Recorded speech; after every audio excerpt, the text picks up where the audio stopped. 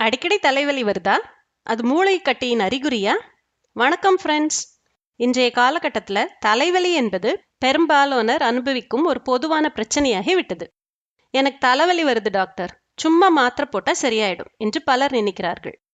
ஆனால் இந்த தலைவலி சாதாரணமாக இல்லாமல் சில சமயங்களில் ஒரு தீவிரமான நோயின் அறிகுறியாகவும் இருக்கலாம் என்பது உங்களுக்கு தெரியுமா? குறிப்பாக மூளைக்கட்டி, அதாவது பிரெயின் டியூமர் போன்ற ஒரு தீவிரமான பிரச்சனையின் அறிகுறியாக தலைவலி இருக்க வாய்ப்புண்டா? இதை பற்றி தான் இன்று நாம் விரிவாக பேசப்போகிறோம். முதலில் மூளை கட்டி என்றால் என்ன என்று சுருக்கமாக பார்க்கலாம். நம் மூளையில் செல்கள் கட்டுப்பாடில்லாமல் வளரும் போது கட்டி உருவாகிறது. புற்று நோயாகவோ இருக்கலாம், புற்றுநோய் இல்லாத கட்டியாகவும் இருக்கலாம். ஆனால் மூளைக்குள் எந்த கட்டி இருந்தாலும் அது மூளையின் செயல்பாடுகளை பாதிக்கும் வாய்ப்புள்ளது. சரி, இப்ப தலைவலிக்கும் மூளை கட்டிக்கும் என்ன சம்பந்தம்? பெரும்பாலான தலைவலிகள், அதாவது மைக்ரேன், டென்ஷன் தலைவலி, சைனஸ் தலைவலி போன்ற பொதுவான காரணங்களால் ஏற்படுபவை. இவை பொதுவாக பெரிய பாதிப்பை ஏற்படுத்துபவை அல்ல. ஆனால் மூளை கட்டி காரணமாக வரும் தலைவலி எப்படி இருக்கும்? அதை நாம் எப்படி அடையாளம் காண்பது என்பதுதான் முக்கியம். ஒரு மூளை கட்டி காரணமாக வரும் தலைவலி சில தனித்துவமான அறிகுறிகளை கொண்டிருக்கும். அவற்றை நாம் தெரிந்து கொள்வது மிகவும் அவசியம். மாறாத தீவிரமான தலைவலி சாதாரண தலைவலி போல் வந்து போகாது, தொடர்ந்து இருக்கும், நாளுக்கு நாள் அதிகரிக்கும், மாத்திரை போட்டாலும் முழுமையாக குறையாது. காலையில் அதிகமாக இருப்பது, தூங்கி எழுந்ததும் தலைவலி அதிகமாக இருக்கும், நாள் செல்ல செல்ல சற்று குறையலாம். வாந்தி அல்லது குமட்டல், தலைவலியுடன் சேர்ந்து வாந்தி அல்லது குமட்டல் வருவது மூளையில் அழுத்தம் அதிகரிப்பதற்கான அறிகுறியாக இருக்கலாம். பார்வை மாற்றங்கள், மங்கலான பார்வை, இரட்டை பார்வை, ஒரு கண் மட்டும் சரியாக தெரியாமல் போவது போன்ற பார்வை கோளாறுகள் வரலாம். கை கால் பலவீனம் அல்லது உணர்வின்மை, உடலின் ஒரு பக்கத்தில் கை கால் பலவீனம் அல்லது மரத்து போனது போன்ற உணர்வு ஏற்படலாம். பேச்சு தடுமாற்றம் அல்லது மொழி பிரச்சனை, பேசுவதில் சிரமம், வார்த்தைகளை கண்டுபிடிப்பதில் சிரமம் போன்ற பிரச்சனைகள் வரலாம். நடையில் மாற்றம், நடக்கும்போது தடுமாற்றம், சமநிலை இழப்பு போன்றவை ஏற்படலாம். வலிப்பு, அதாவது சீஜர்ஸ், எந்த முன்னறிவிப்பும் இல்லாமல் வலிப்பு வருவது ஒரு முக்கியமான அறிகுறியாகும்.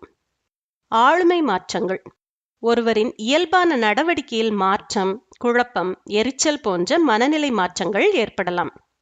நினைவாற்றல் குறைபாடு, சமீபத்திய நிகழ்வுகளை மறந்து போவது அல்லது புதிய தகவல்களை கற்றுக்கொள்வதில் சிரமம் ஏற்படுவது. இந்த அறிகுறிகள் ஒன்று அல்லது அதற்கு மேற்பட்டவை உங்களுக்கு இருந்தால் உடனடியாக மருத்துவரை அணுகுவது மிகவும் அவசியம். சரி, இந்த அறிகுறிகள் இருந்தால் அடுத்தது என்ன? பயப்பட தேவையில்லை. சரியான மருத்துவ பரிசோதனைகள் மூலம் மூளை கட்டியை எளிதாக கண்டறிய முடியும். சிடி ஸ்கேன், இது எக்ஸ்ரே கதிர்களை பயன்படுத்தி மூளையின் குறுக்குவெட்டு படங்களை எடுக்கும். எம்ஆர்ஐ ஸ்கேன், காந்த அலைகளை பயன்படுத்தி மூளையின் விரிவான படங்களை எடுக்கும். இது மிக துல்லியமான தகவல்களை கொடுக்கும். பயாப்சி, ஒரு சிறிய திசு மாதிரியை எடுத்து ஆய்வு செய்து கட்டி புற்றுநோயா இல்லையா என்பதை உறுதிப்படுத்திவிடும். மூளை கட்டி இருப்பது உறுதி செய்யப்பட்டால் பயப்பட வேண்டாம். நவீன மருத்துவத்தில் பல சிகிச்சை முறைகள் உள்ளன. அறுவை சிகிச்சை மூலம் கட்டியை அகற்றுவதுதான் முதல் விருப்பமாக இருக்கும். கீமோதெரப்பி, புற்றுநோய் செல்களை அழிக்க மருந்துகள் பயன்படுத்துவது. ரேடியேஷன் தெரப்பி, உயர் ஆற்றல் கதிர்களை பயன்படுத்தி கட்டி செல்களை அழிப்பது. இலக்கு சிகிச்சை, அதாவது டார்கெட்டட் தெரப்பி, புற்றுநோய் செல்களை மட்டும் குறிவைத்து அழிக்கும் மருந்துகள். சிகிச்சை முறை என்பது கட்டியின் வகை, அளவு, இருப்பிடம் மற்றும் நோயாளியின் பொதுவான ஆரோக்கியத்தை பொறுத்து மாறுபடும். மீண்டும் ஒரு முறை ஒரு முக்கியமான விஷயத்தை நான் வலியுறுத்த விரும்புகிறேன்.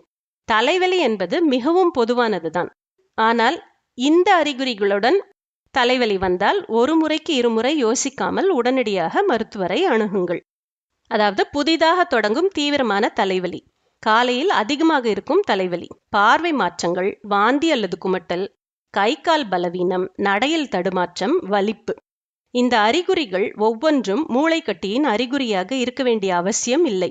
ஆனால் இவை வந்தால் மருத்துவ ஆலோசனை பெறுவது மிகவும் முக்கியம். ஆரம்பத்திலேயே கண்டறிவது சிகிச்சையை எளிதாக்கும், சிறந்த பலனையும் தரும். நண்பர்களே, உங்கள் உடல் நலனில் எப்போதும் கவனம் செலுத்துங்கள். எந்த ஒரு சந்தேகத்தையும் புறக்கணிக்காதீர்கள். இன்று நான் பகிர்ந்த தகவல்கள் உங்களுக்கு பயனுள்ளதாக இருக்கும் என்று நம்புகிறேன். இந்த வீடியோ பிடித்திருந்தா மறக்காம லைக் செய்யுங்க, உங்கள் நண்பர்கள் மற்றும் குடும்பத்தினருக்கு பகிர்ந்து கொள்ளுங்க. மேலும் இது போன்ற பயனுள்ள தகவல்களை பெற எங்க சேனலை சப்ஸ்கிரைப் செய்ய மறந்துடாதீங்க. உங்களுக்கான அடுத்த வீடியோல மீண்டும் சந்திப்போம். நன்றி, வணக்கம்.